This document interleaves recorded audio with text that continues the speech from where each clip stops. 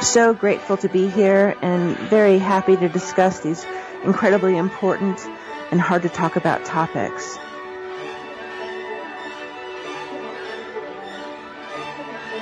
He has an incredible backbone and staggering moral fiber.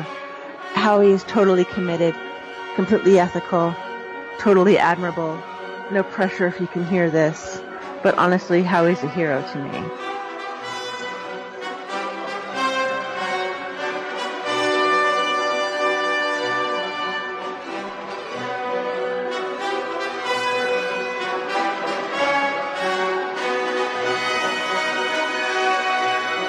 John, you joined us before, and it was a pretty incredible kind of testimony you gave, and you just devoted your life to advocacy for child trafficking, and even 9/11 truth. Maybe you could explain to us, in the last decade, what do you think the most challenging parts of coming alive on some of these issues have been? Probably the hardest thing, and it continues, is just realizing that pretty much everything that I was told and taught since I was in grade school is probably not true.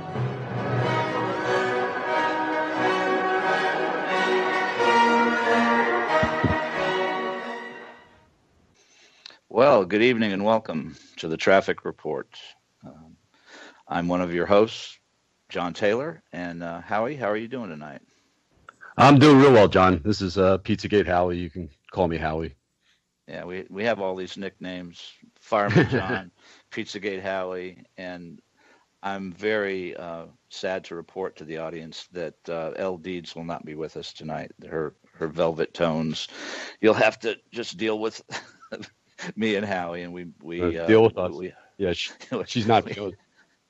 Yeah, we're hoping she'll feel better soon, and we love her very much, and we'll miss her. So, welcome. I guess a couple of minutes ago, National Missing Children's Day was over, and it's definitely been in my thoughts the entire day. As I'm sure I was talking with Howie before the show, we were going to. And we're basically covering the same ground. I was going to talk about and I will later on, the Kansas Department of Children and Families and Justice for Adrian. And Elle was going to talk about the Washington Metro Police Department missing D.C. girls, Seth Rich. And we're also going to talk a little bit about the National Center for Missing and Exploited Children and their Rock One Sock campaign. And I know Howie has been going over.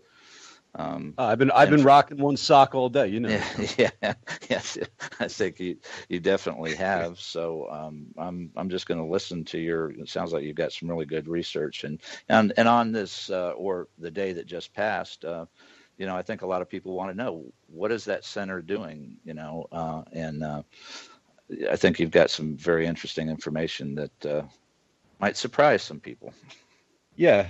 Well, let's start with how the day started. I was waiting all day on Twitter for National Missing Children's Day to trend, and lo and behold, I woke up and I realized that it's Red Nose Day, John?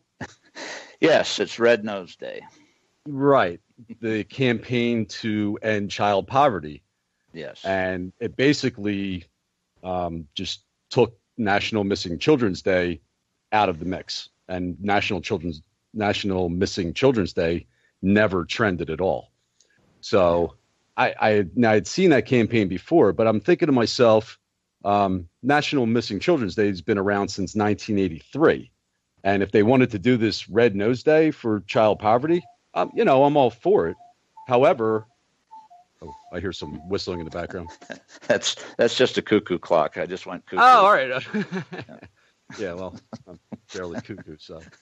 But I figure, they couldn't have picked a different day to do this. Yeah. You have to fight child poverty on National Missing Children's Day. So that was right off the bat. That was disturbing. And of course, the Rock One Sock campaign that we talked a little bit about on Tuesday. which we think is just absurd. And people were posting their pictures of rocking one sock. Police officers were doing it. I saw some people in the media doing it. A woman from a television station, she says, rock one sock to, support, missing children. And I'm like, well, you're on the news. Like, why don't you do a news report? Wouldn't that be a little bit better? And, she's sitting behind the desk with a sock. You can go on her thing. So I was just it was just terrible. Yeah. All day. And maybe I'm dumb. But maybe I don't know what, if anything, rocking one sock would have to do with missing children, pedophile networks, ending institutional pedophilia. Is that any better? I'm as close as I'm going to get.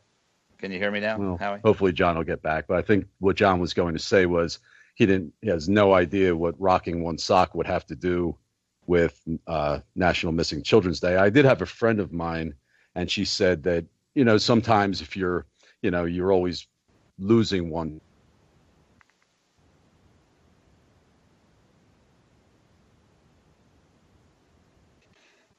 Now I lost you, Howie.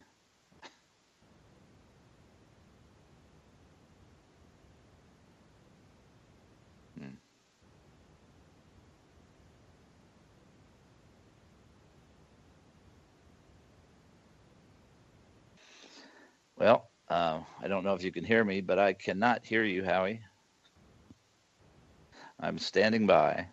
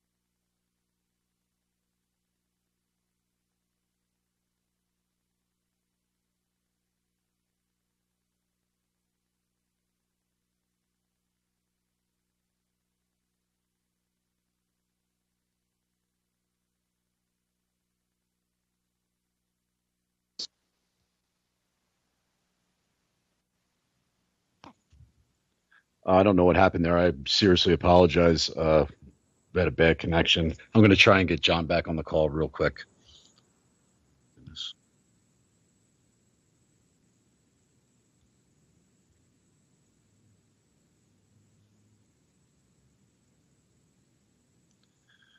I very much apologize for this.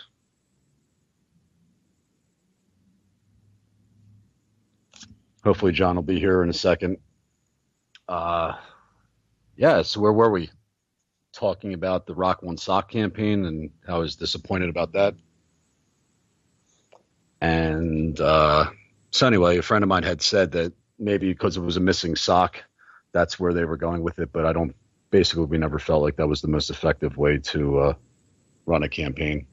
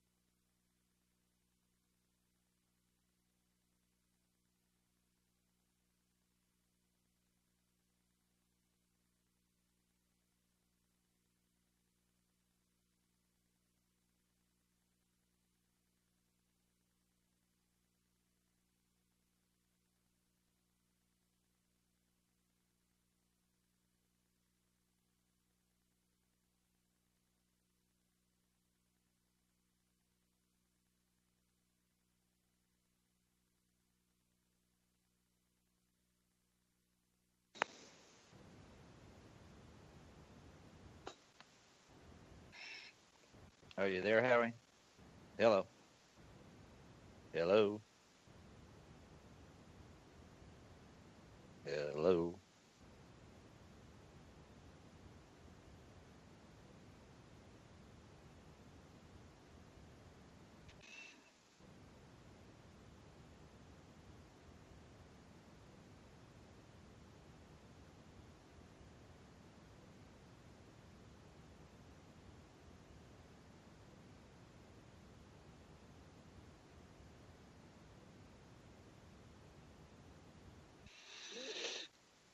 I don't know if you can hear me or not.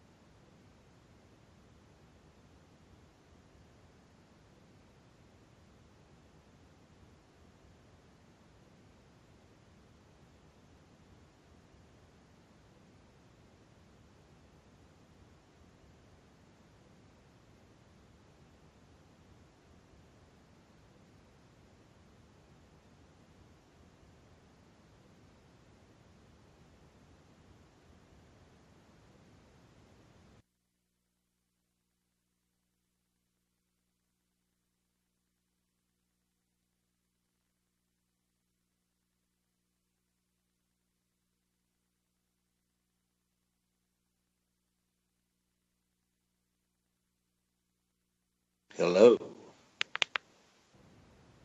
Hello. Aha. Oh, I wow. hear you. I hear you. I have no idea what happened there. Well, I guess Skype doesn't really want us Oh, I was on the air, certainly in a there panic mode tonight. I was dialing fast and furious to get, oh, wow. Well, Thanks for being persistent. yeah, well, hopefully there's two people that are still with us. Yeah. Yeah. I hope so. I hope so. There seem to Okay. be a lot of people interested today. Well, I'm interested, Howie, and I'm here, Oh, so I want to hear what you have to say about the National all right. Center for Missing and Exploited Children. All right. Well, we're, getting back to the Twitter, the FBI Most Wanted at 2 p.m. decided to answer questions from the crowd. So I'm like, all right, here's an opportunity that we can actually ask the FBI about missing children. And I know I put in a couple questions. I know John put in a couple questions. I believe Bell put in a couple questions.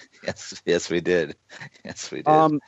Unfortunately, in the time that the FBI decided to take questions, they only answered 6 of them. So I thought I'd ramble off the questions that were asked. Question number 1. I'm not going to say who asked the question.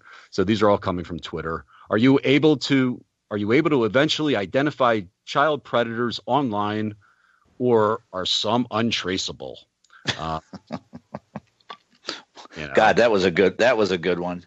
Right, and they gave a canned answer. Though increasingly difficult, FBI has a variety of investigative tools to identify online predators. The FBI is committed to rooting out child predators and bringing them back to justice wherever they are in the world. Okay, thank you so much for that fabulous tidbit of information. Question number 2. What criteria must be met before the FBI joins local police in assisting in a missing child case? The FBI can become involved with a missing child under the age of 18 as an assisting agency to the local police department. Okay, there's 2 questions, and I've learned absolutely nothing. Wow. There doesn't have to be any ransom demand, crossing of state lines, or kid missing for 24 hours for the FBI to get involved. Okay, question number 3. How many missing kids?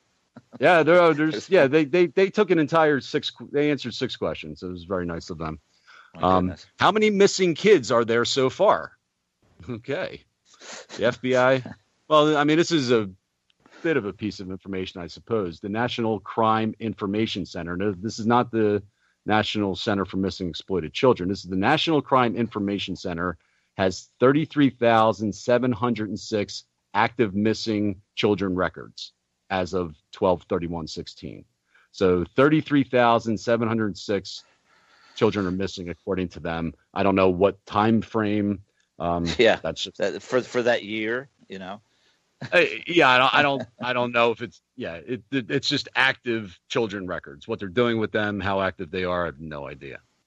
Well, and I would go with some late or earlier data that we actually in that Finders report that Ted Gunderson put together. The 1 year that they tracked it, there was 100,000 kids. So, and I'm pretty sure none of them have come home, and so that figure is really kind of useless.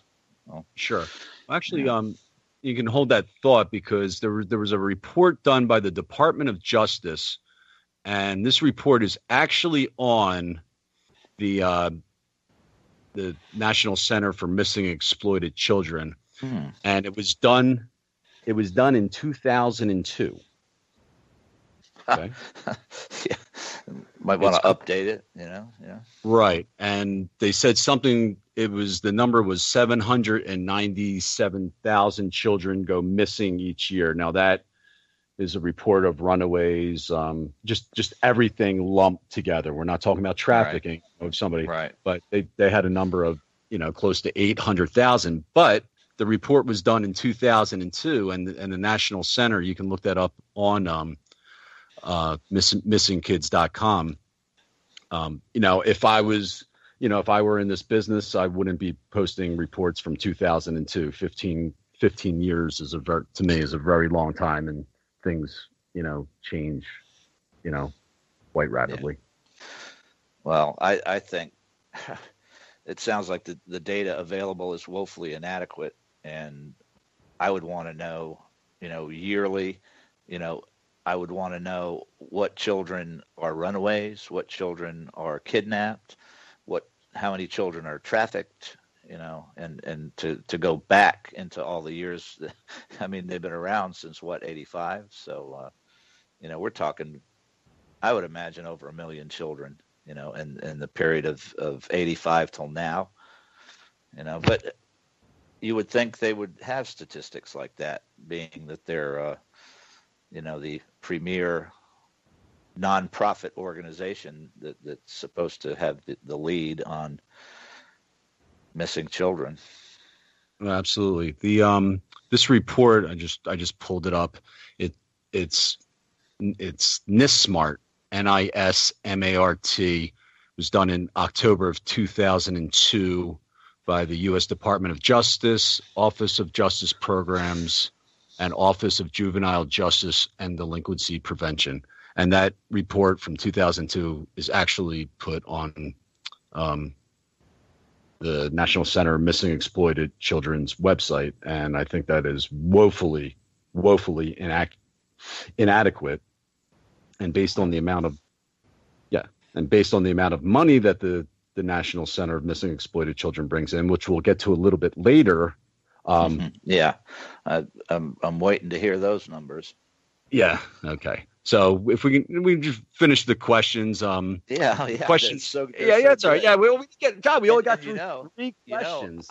I sent a few questions myself to the FBI today over all Twitter. Right. So I'll when you're done, I'll tell you a few of mine. Yeah, we'll get to your questions at the end.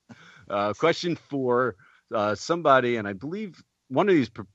Actually, the question was from South Africa. What kind of assistance do you have for parents of missing children? I mean, this is the question out of all the questions that could be asked. What kind of assistance do you have for parents of missing children? I mean, this is not going to help us get to the heart of child trafficking and why so many children go missing and all the horrendous things that are happening to children. And the FBI responded. The FBI can offer a cadre of services for the families of. It's not a word I use very often. A cadre of services for the families of missing victims. Learn more here. Okay. I will say her name. Honey Princess asks, as the mother of a young child, and Honey Princess, I believe she is from South Africa. So they took a question from. As a mother of a young child, what can I do to keep him safe? Any tips or advice? We're really getting into the nuts and bolts of. I'm remembering a couple of these, and I think that's when I started getting angry around now, is when I was reading these and looking at what was going across Twitter to, sure. Hey, we had the FBI on Twitter, answering your questions. Yeah, so I was getting a little angry by now. But yeah, go ahead. What did they have to say to that? Advice and information to help protect children from dangers lurking both on and offline can be found and they refer them to the website. And I don't want to sit here and bash a mother for asking what she can do to keep her child safe, but I think when we don't have an opportunity very often to speak to the FBI, John.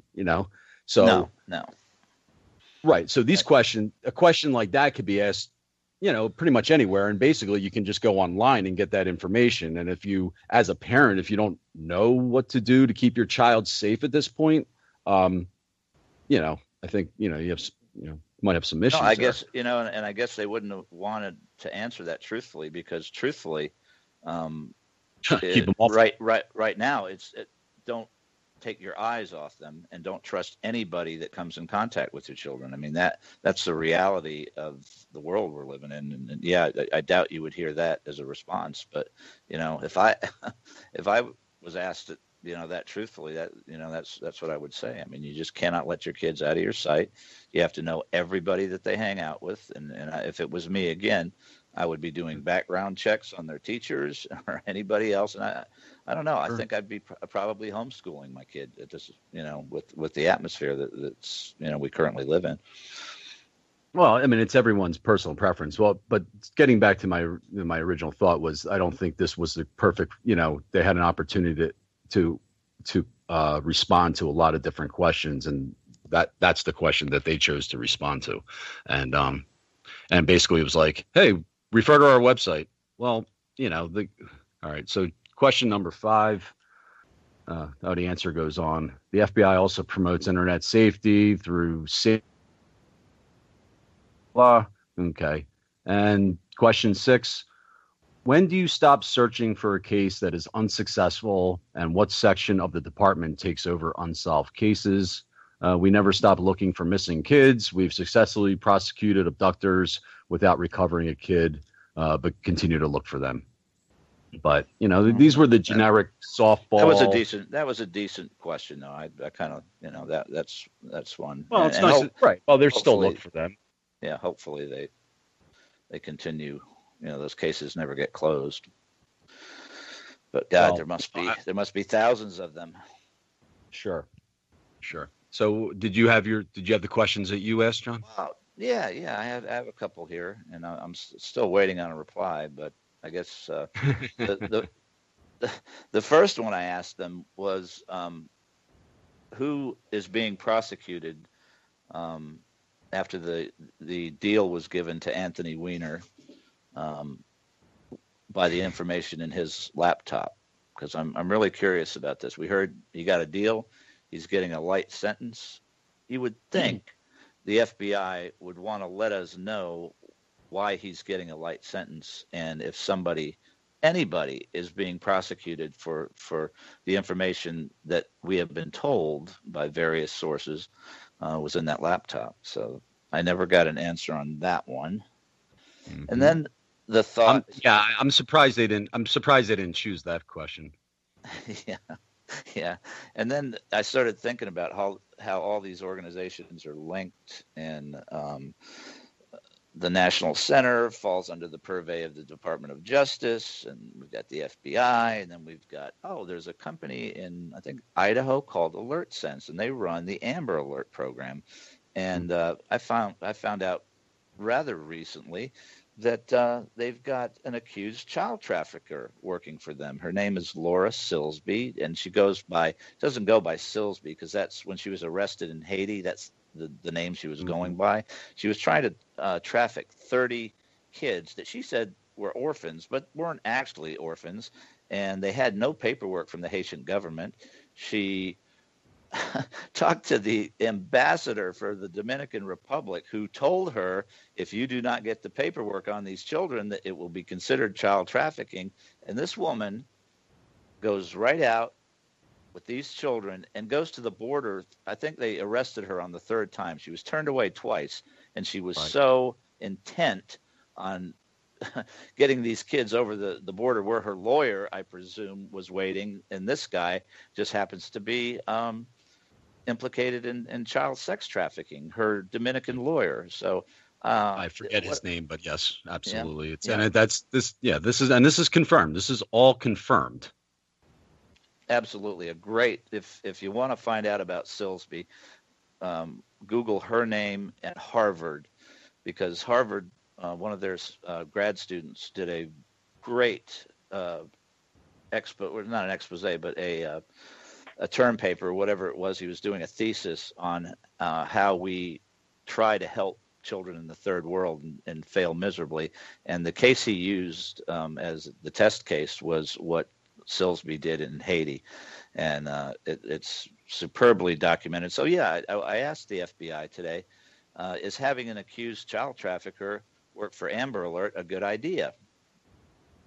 And we've been asking that question. I mean, I know we've been asking it on Twitter for months and months and months, because that's actually one of the things that got the ball rolling on this. And the internet researchers, they're just tremendous, and they found that because her name is, and she's right on the Alert Sense website as Laura Gaynor.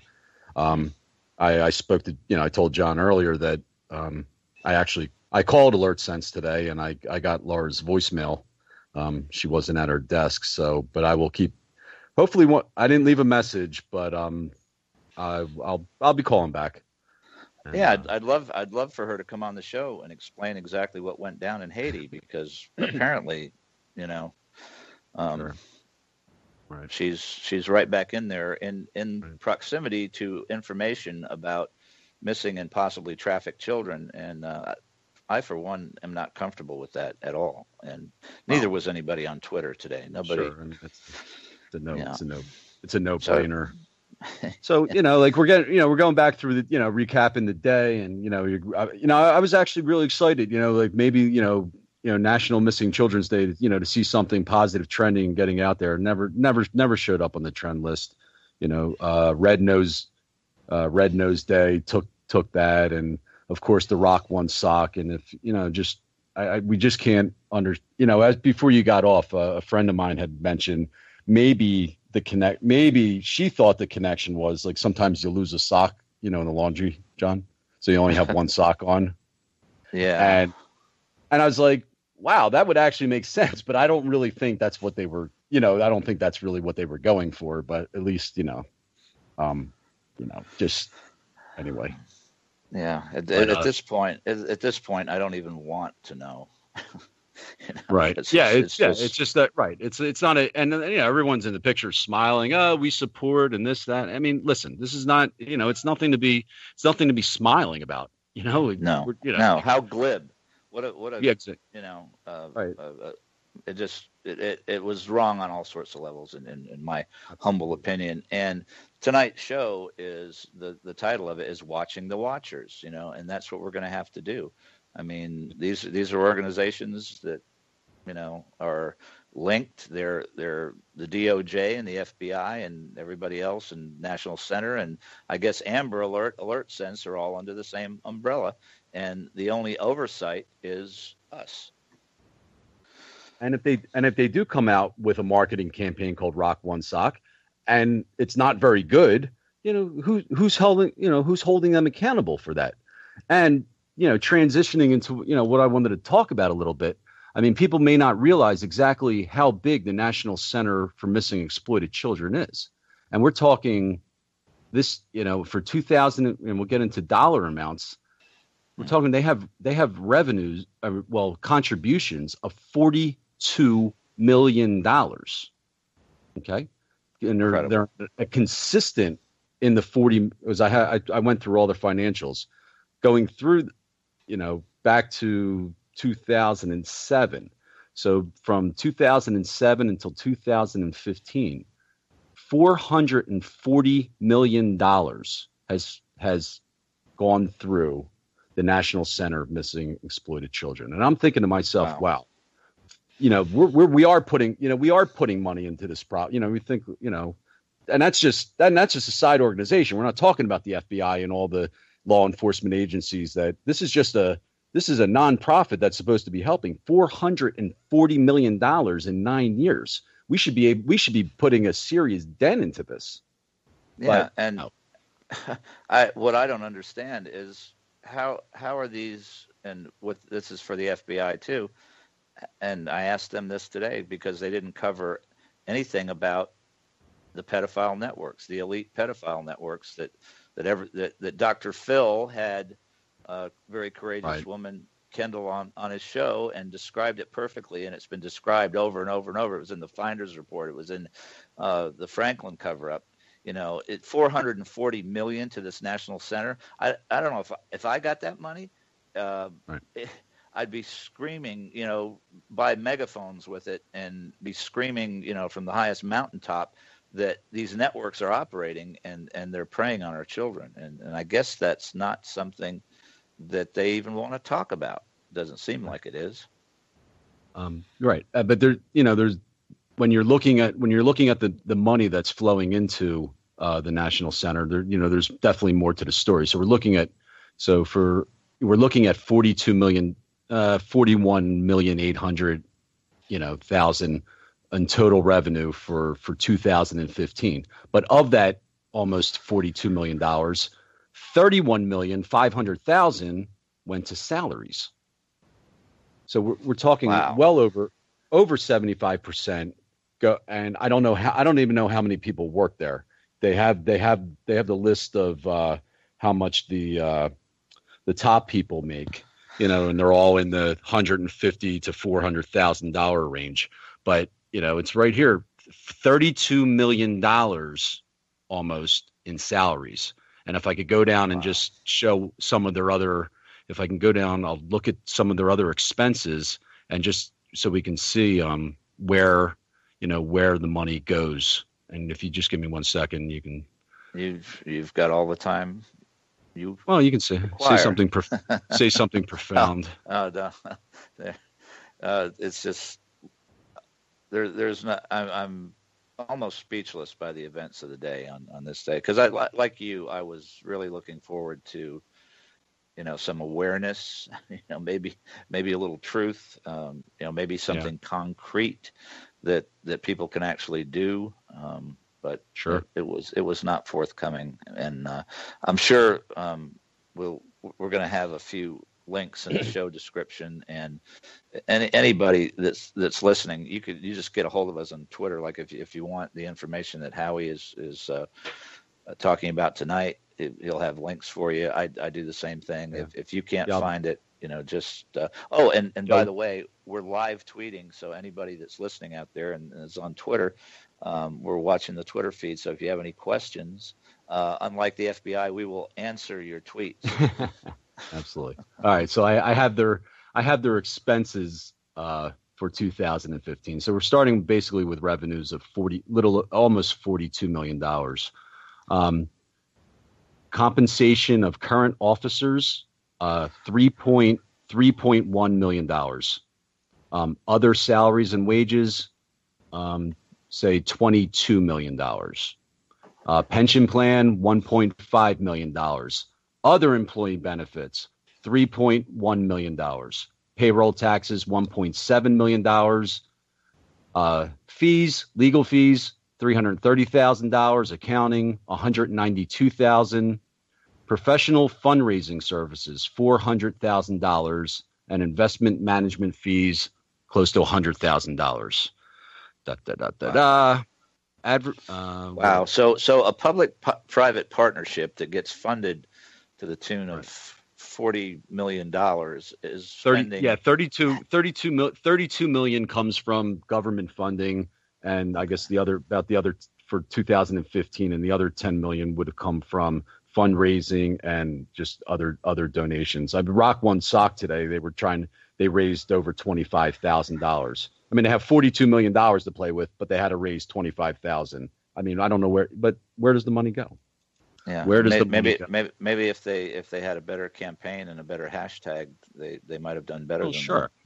But if I could I just want to run off a couple more of these because just to give people an understanding of how big this organization is.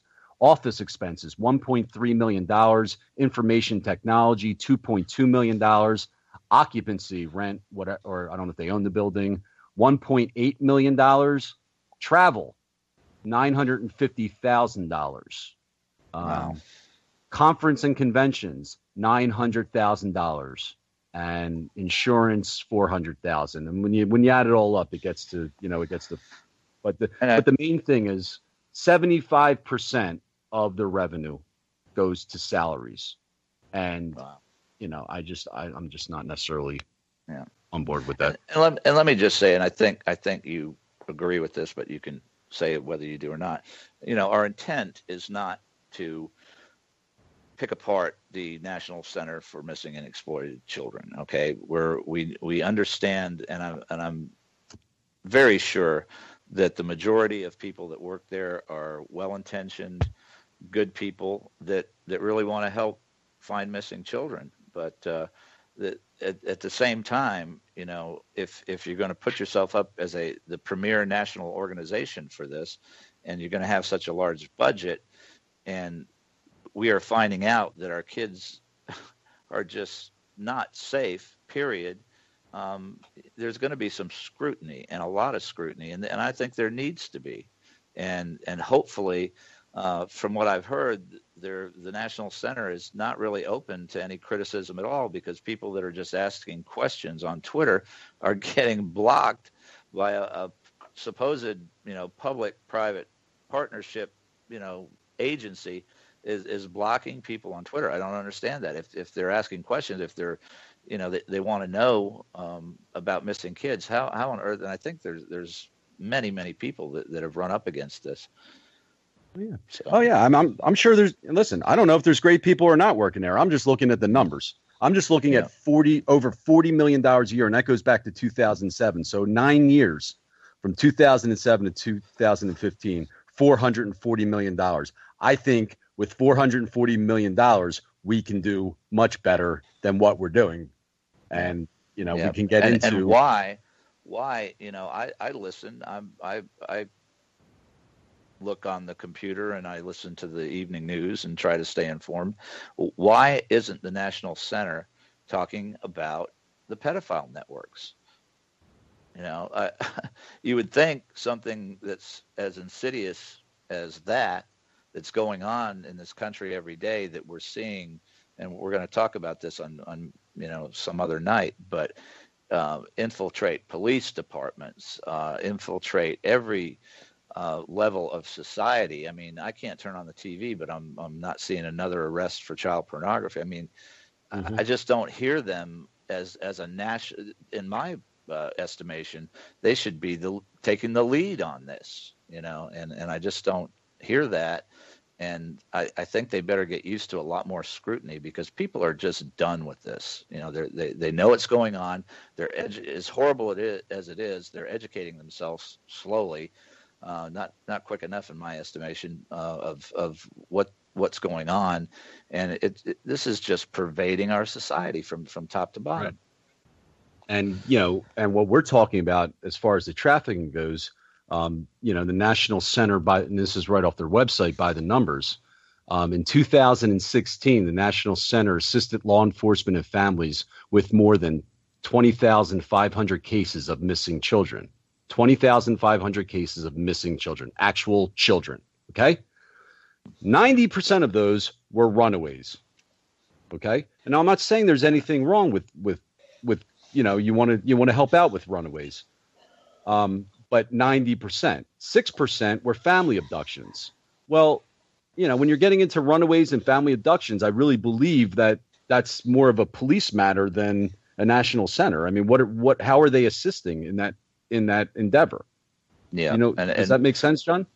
No, not at all. But while we're on that, that's one of the things that Elle was going to talk about tonight is the missing DC girls, Sure. And I mean, what is, obviously the FBI is not involved. That was another question I asked them today.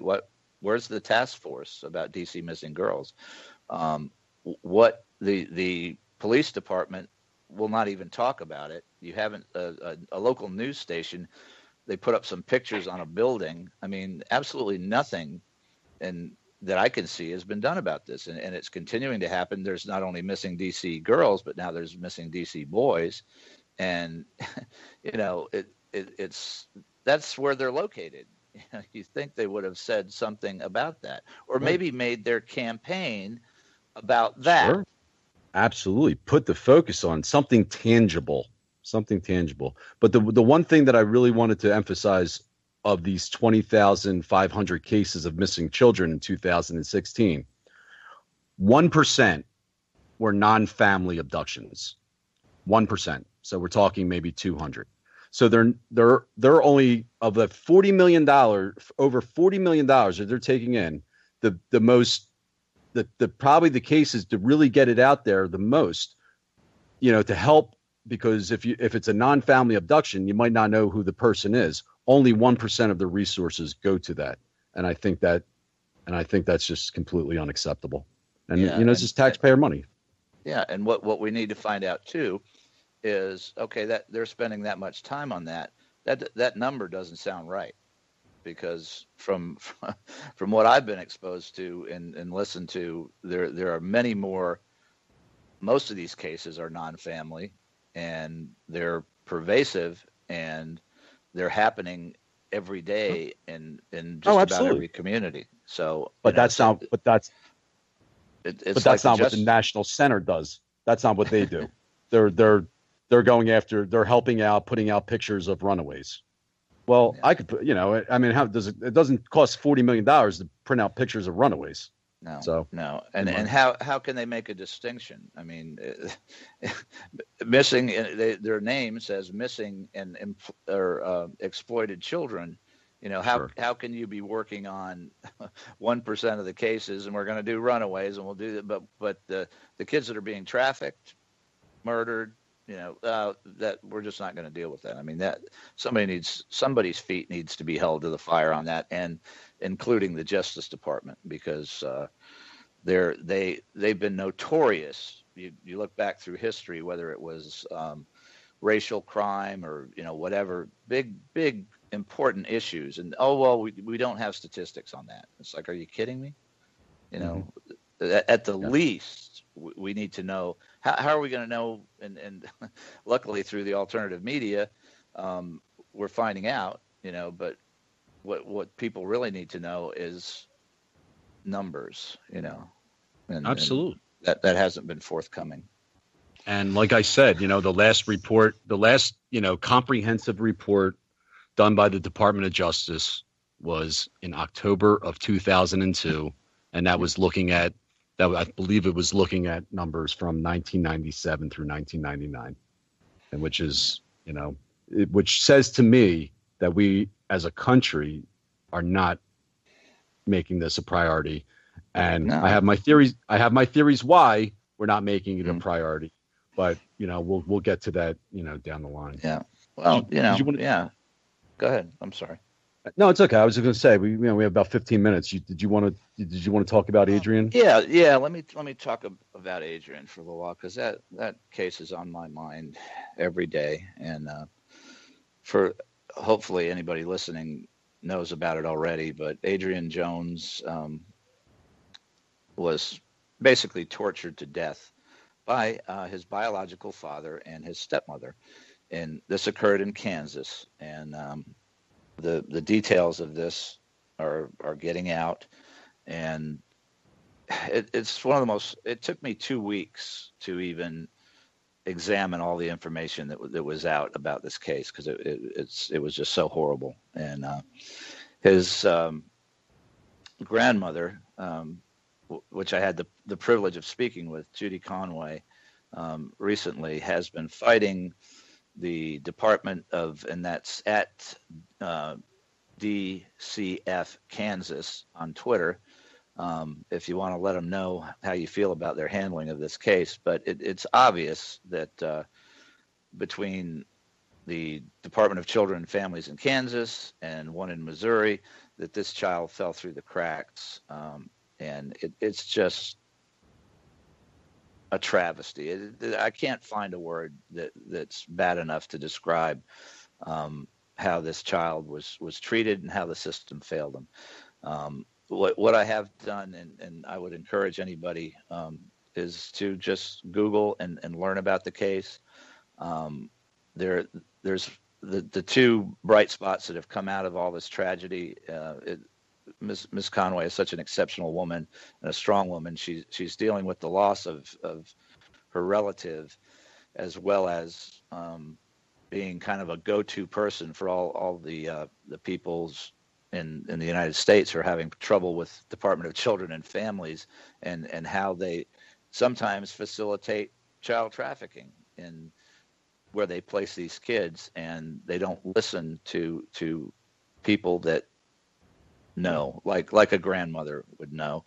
And Miss Conway always had Adrian's best in her mind, to do the best for Adrian. And the whole thing started, Miss Conway had Adrian removed from her own daughter, Miss Conway's biological daughter, because she had a drug problem, and she was very concerned about the environment. So she got Adrian taken out of that home, thinking that they would give custody to her because she had no criminal record. She was the boy's grandmother, and what they did is they bent over backwards to give him to the father, who had a lot of problems, and this was known at that time, and a stepmother that it was known just hated the kid.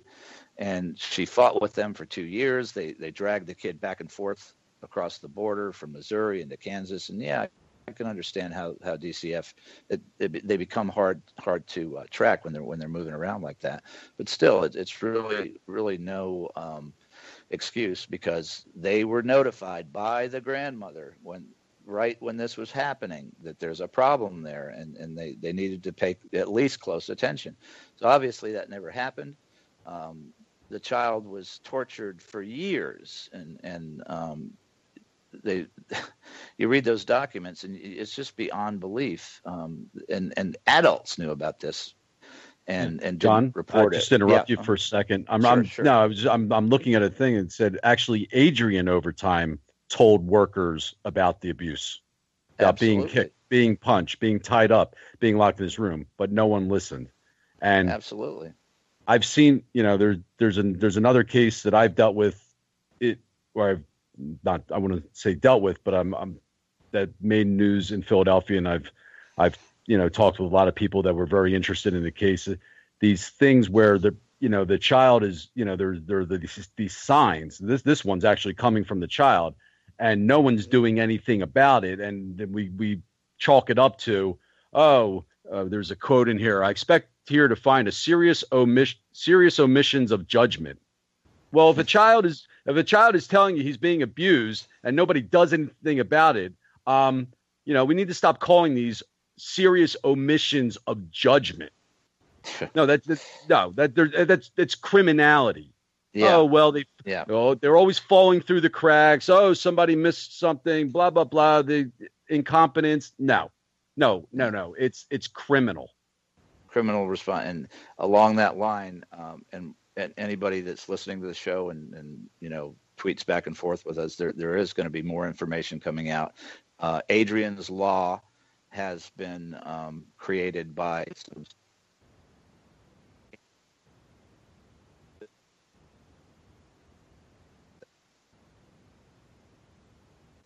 John, we're losing you a little bit.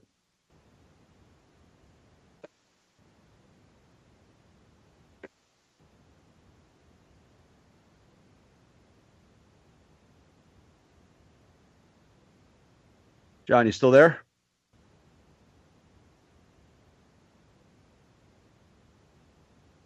No, I don't know what happened to John. Okay. I assume I'm still on the air. So hopefully might be a headset problem. I'm not as well versed on the Adrian Jones case as John is, but I've been looking at it quite a bit, and the story is horrible. The pictures are horrible, and right on this news report, it's saying, cracks in the system, always falling through. Everyone's always falling through the cracks. Well, these people, it's their job to do this. So if somebody falls through, until somebody, I would say gets arrested, somebody goes to jail for not doing their job when a child is, coming to them and reporting the abuse and not following through.